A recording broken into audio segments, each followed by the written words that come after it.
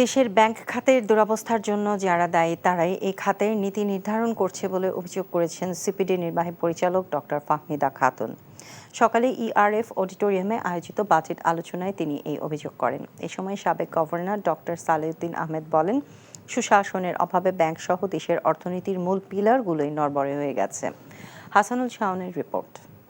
এখন জন্ম সনদ দিয়ে খোলো বিকাশ স্টুডেন্ট অ্যাকাউন্ট। নিজের বিকাশ নিজে কর।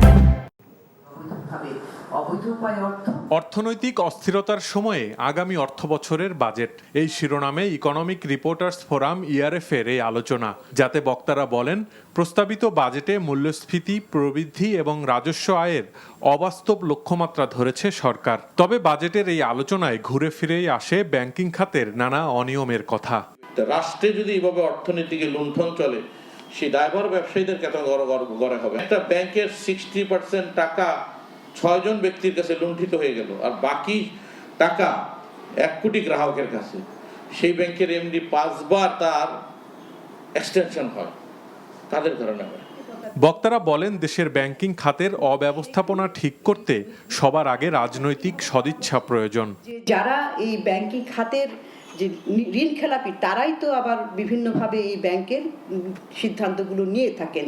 ব্যাংকের পরিচালকরা আছেন, ব্যাংক খাতের বাইরেও বিভিন্ন উচ্চ পর্যায়ে রয়েছেন, তারা বাইরে থেকে এসে এই কেন্দ্রীয় ব্যাংকের উপরে নজরদারি করে তাদের উপরে অনেক ধরনের কিন্তু নীতিমালা চাপিয়ে দিচ্ছেন।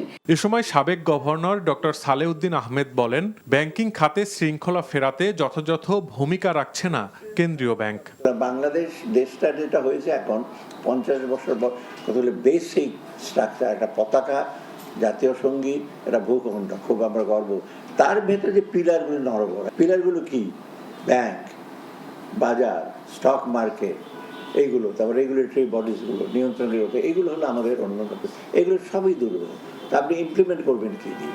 এছাড়া বাজেটে অপ্রদর্শিত অর্থ বৈধ করার সুযোগ দেয়াতে সৎ করদাতারা কর দিতে নিরুৎসাহিত হবেন বলেও মন্তব্য করেন আলোচনার বক্তারা। Hasanul Shaon, NTV news, Dhaka. এখন জন্ম সনদ দিয়ে খোলো বিকাশ স্টুডেন্ট অ্যাকাউন্ট।